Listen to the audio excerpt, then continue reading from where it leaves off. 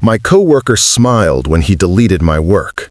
I saw his reflection smirking in the glass partition between our cubicles, his finger hovering over the delete key like a trigger. One click and a week of my effort vanished.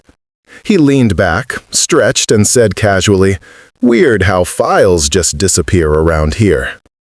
That was the third accident that month. The same man who called me buddy in meetings had turned my every success into his trophy, my every mistake into his amusement.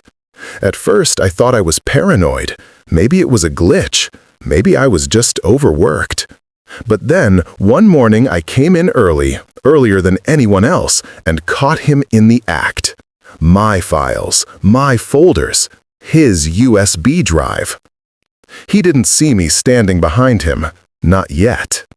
I could have confronted him then, but something stopped me.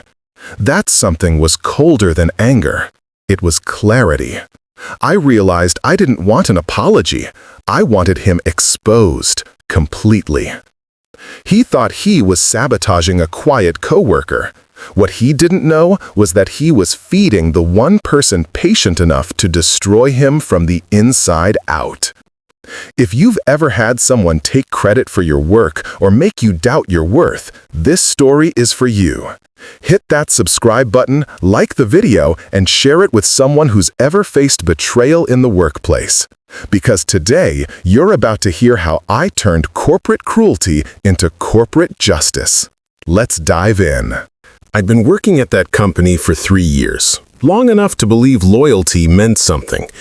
I wasn't flashy or loud like Derek, my coworker. I was the type who came in early, left late, double-checked numbers twice, and smiled even when people took me for granted. Derek was the opposite. Charming, confident, and loud enough for everyone to notice him. He knew how to make managers laugh, how to use buzzwords in meetings, and how to sprinkle just enough flattery to look indispensable. And for a while, it worked. It all started small. He'd forget to CC me on project updates, then later tell management he handled everything. He'd volunteer to present my reports, saying I was too shy for public speaking. Then came the first time he deleted something. A shared spreadsheet we both worked on. Gone. He shrugged it off, said maybe the server crashed. I believed him. Back then, I still thought people like him just made mistakes. But then, things escalated. A month later, my team lead pulled me aside after a meeting. "Hey, I got your presentation notes," she said, flipping through a folder.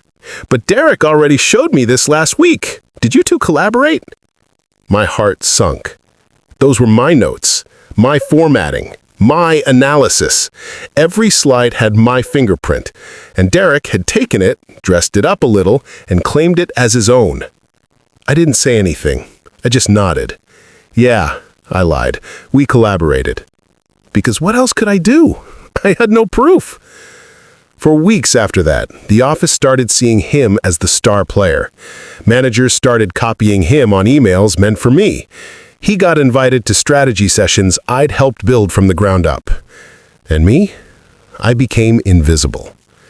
But invisibility has its perks. People don't notice what you're watching or recording. The day he erased my project files, he didn't just delete data. He deleted the version of me that stayed quiet. The next few weeks were hell.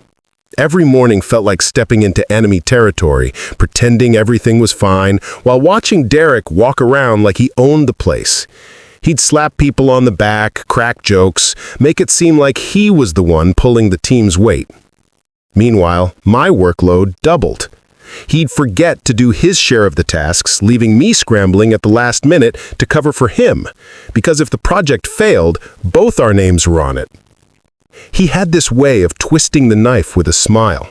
"Hey," he'd say, leaning on my cubicle wall, "you really gotta back up your files better. I mean, we can't afford mistakes at this level, right?" Mistakes. That word started following me everywhere.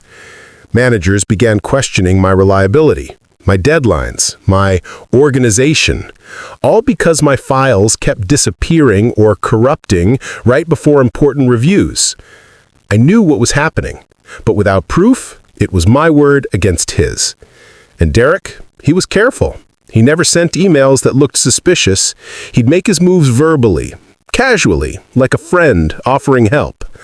Once, I watched him hover over my desk while pretending to look at a shared report. His hand brushed the mousepad, clicking something open, minimizing it quickly when I turned. I caught a glimpse.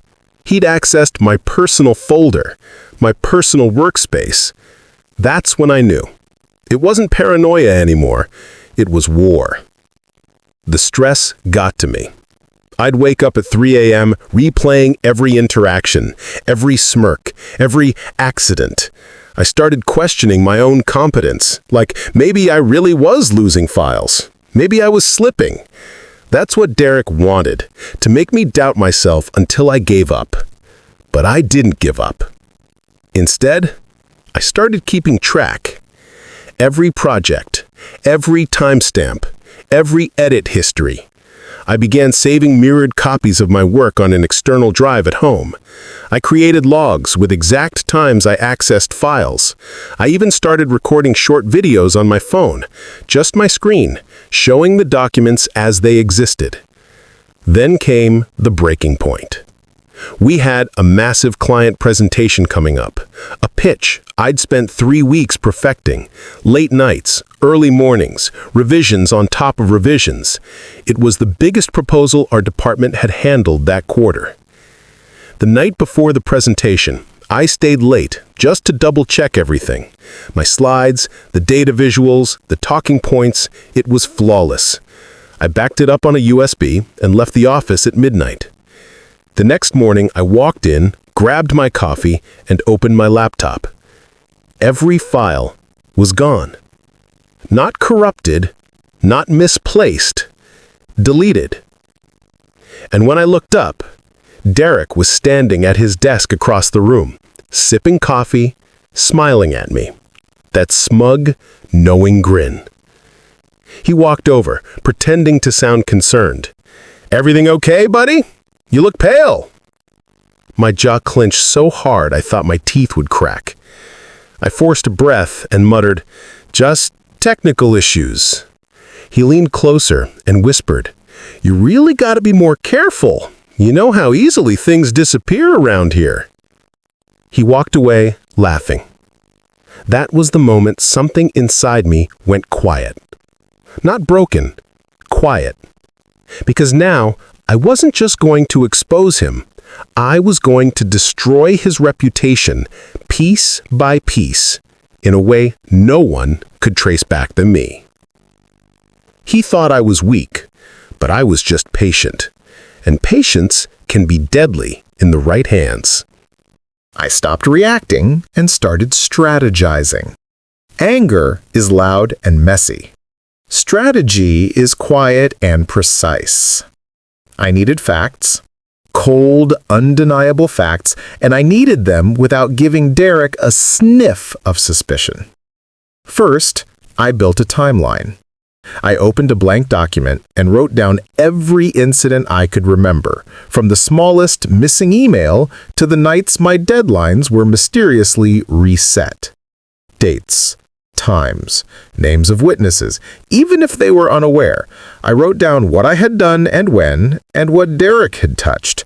I recorded the smell of the office at 11 p.m., the hum of the fluorescent lights, the distant clack of keyboards.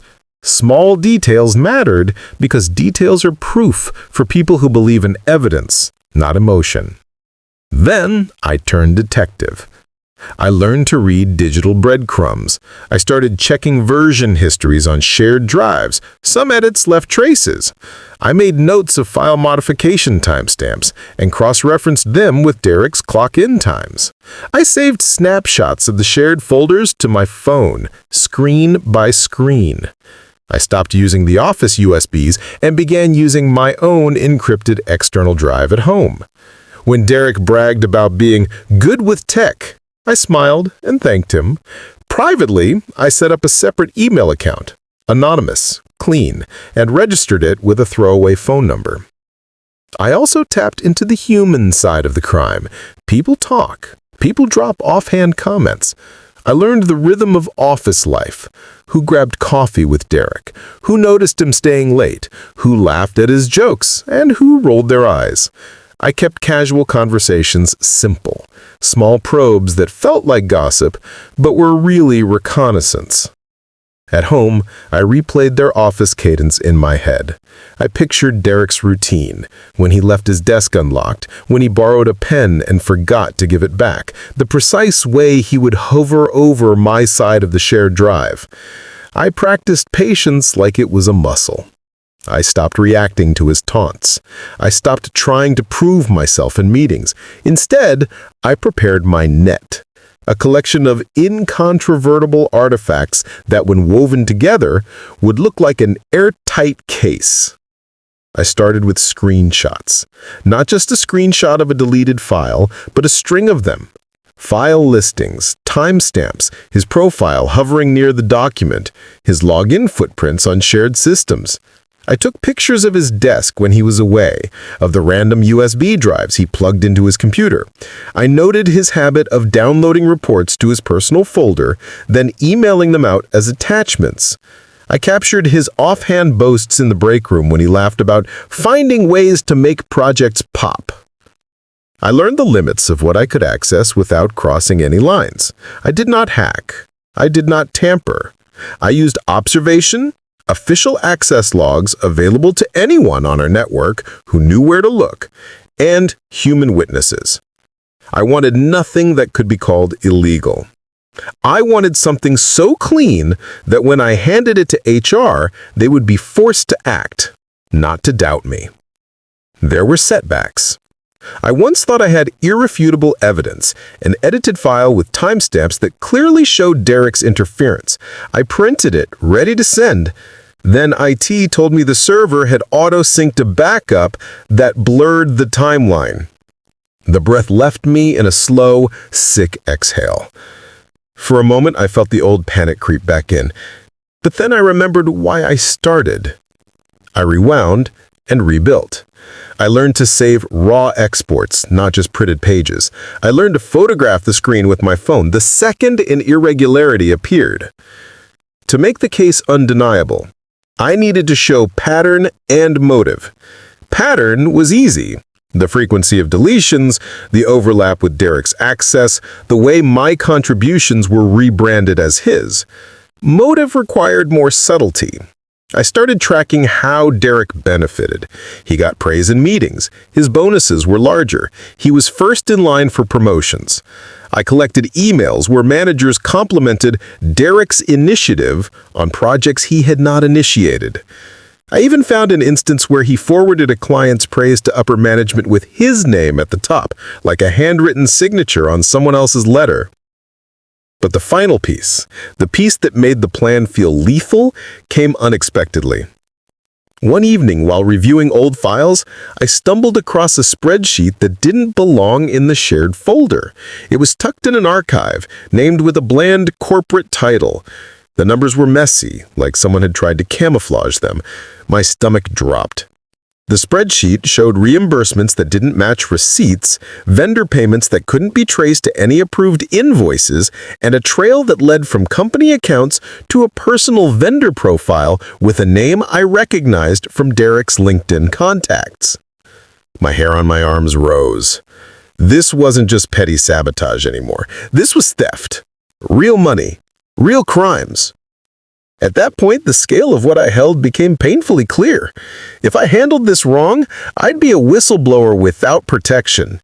If I handled it right, I could not only stop Derek, but ensure he couldn't quietly resurface elsewhere.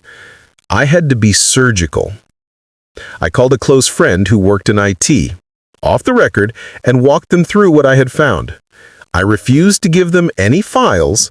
I only asked for advice on how evidence of financial irregularities usually looked when companies investigated. He told me to take a breath and to avoid discussing the matter with anyone else in the office. So, I built a package. Not a single allegation, but a dossier. Screenshots, timestamps, email threads, photographs, the weird spreadsheet exported into a PDF annotated with my notes, testimonials, carefully obtained from colleagues who had witnessed Derek's pattern but were either too afraid or too naive to do anything. I redacted names where necessary. I formatted everything like a legal brief because I wanted HR to read it and feel the weight of it. Then came the hardest choice. I could present this to HR in person and risk being seen as the vengeful coworker, or I could send it anonymously and let the evidence do the talking. I thought of Derek's smirks in the hallway. I thought of the long nights I spent rebuilding what he'd deleted.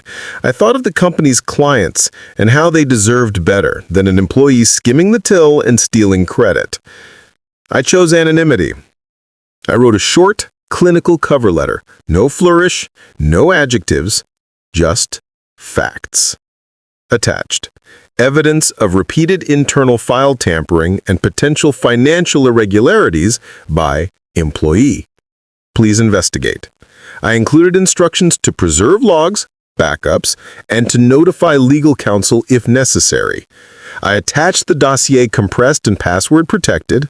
Password was a single, innocuous phrase that I had used nowhere else, and I sent the password in a separate email from the same anonymous account 30 minutes later, which looked like an afterthought. Then I sat back and waited. The waiting was brutal. Days crawled and the office hummed like nothing had happened. Derek continued his performance, oblivious to the storm gathering in a folder he couldn't see. He joked about the quarterly party, about how he might finally be promoted. He mocked me once, loud enough for my team to hear. "You still working on that little presentation, huh?" I smiled and said nothing. I let the dossier do my talking. 2 days later, HR called me into a routine meeting. My heart dropped into my shoes. I walked in expecting suspicion, for someone to look at me with half-formed accusations about being the troublemaker. Instead, the HR manager's hands were oddly steady. She asked neutral questions, then excused herself and left the door slightly argent. I heard muffled voices, my name, Derek's name, the word investigation. And then the door shut. The next 48 hours were the longest of my life. The office, once loud and predictable, suddenly felt like a loaded silence. HR was moving, quietly, subtly. You could tell by the way managers spoke in hushed tones and avoided eye contact when Derek strutted by. The rhythm of laughter in the break room changed. Even the printer room, the gossip capital of the floor, felt heavy. And Derek, he didn't sense it at first. He still swaggered around with that infuriating self-assurance, winking at interns, making his usual comments about being the company's secret weapon.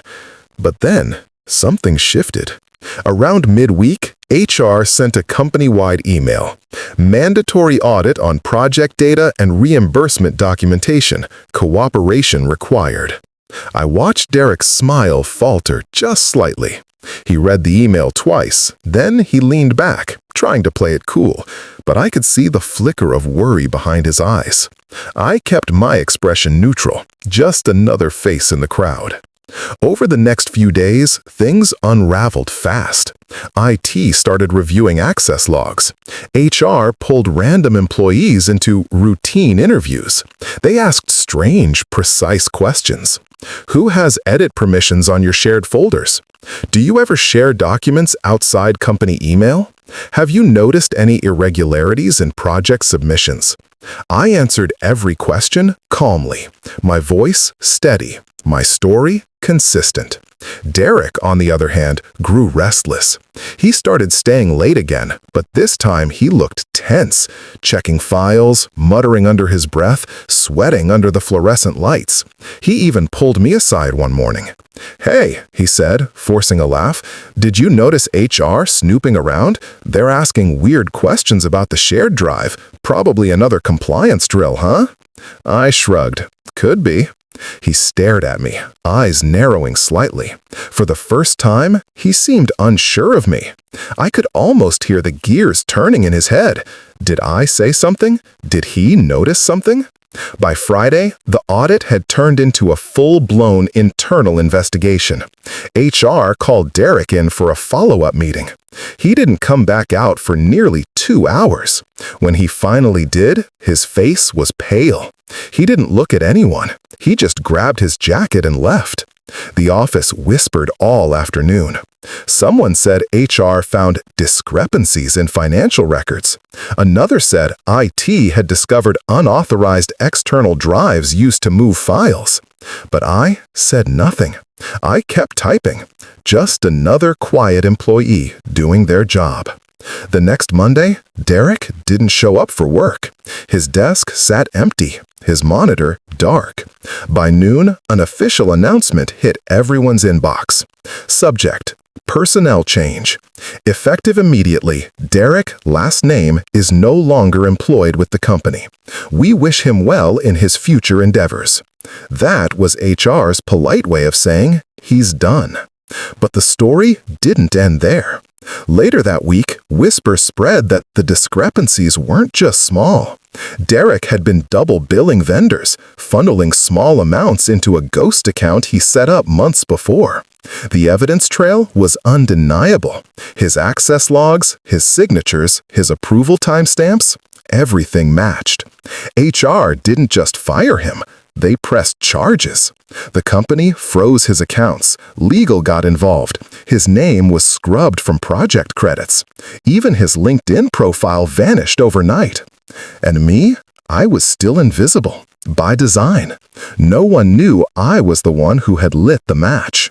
A week later, my manager called me into her office. "You've been through a lot these past few months," she said softly. "We reviewed the projects Derek was overseeing. Turns out most of the real work came from you." She paused, smiling faintly. "You're getting the promotion we had initially considered for him. Congratulations." I sat there, numb. After everything, the humiliation, the gaslighting, the sleepless nights, it was over. I walked out of that office into the bright afternoon sun, feeling something I hadn't felt in months. Peace. But not the gentle kind. It was cold, sharp, like justice carved into stone. He thought he was the smartest man in the room, but all it took was patience, proof, and silence.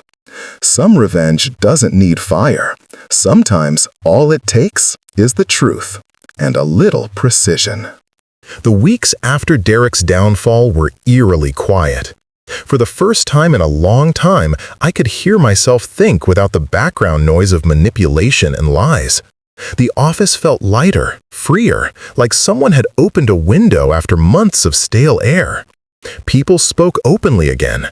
Laughter returned to the break room. But for me, it wasn't about celebration. It was about closure. Every time someone mentioned Derek, it came with disbelief. "He seemed so confident," one coworker said. "I can't believe he'd risk his job like that," another murmured. And every time, I'd nod silently, pretending to share their shock. Inside, I knew the truth. Derek wasn't confident. He was desperate. Desperate for validation, for power, for a sense of importance that he could only steal, not earn. There was a poetic justice in it all.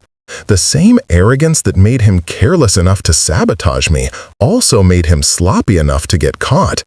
He had spent so long faking success that he forgot how to sustain it. And in the end, he had destroyed himself. All I did was give him the mirror. A few months later, I was promoted officially. My salary went up, my title changed, and my input suddenly mattered. The irony? The same upper management that once doubted me now called me a model of consistency. The same people who praised Derek's charisma now asked me to lead his old team. I didn't gloat, not once, because I'd learned something more valuable than status. I learned that revenge doesn't always look like fireworks. Sometimes it's a slow burn, a carefully constructed silence that lets the guilty bury themselves. It's patience disguised as compliance. And when it finally pays off, it's not rage you feel, it's relief. And yes, there were moments when I felt bad for him, fleeting, faint moments. I wondered if he realized, sitting in that HR office with the walls closing in, that the quiet coworker he'd underestimated had outplayed him at his own game. But that pity never lasted long, because when I remembered the sleepless nights, the sinking feeling of being gaslit in my own workspace, the anxiety that came with opening my computer each morning, I realized something else. He didn't deserve sympathy. He deserved consequences. Now, whenever a new hire joins the company, I mentor them on how to protect their work. I teach them to document everything, not because they should be paranoid, but because not everyone plays fair. I tell them integrity protects itself when you keep receipts. Sometimes justice doesn't roar. Sometimes it whispers in the form of a quiet email sent at the perfect moment, carrying the weight of truth. And that's the kind of revenge that lasts. He wanted to erase me. Instead, I erased his reputation. In the end, all I had to do was stay calm, stay quiet, and let the evidence speak louder than anger ever could. If you've ever had someone sabotage your hard work, remember this: silence isn't weakness, it's strategy. Patience can be the sharpest weapon in the world.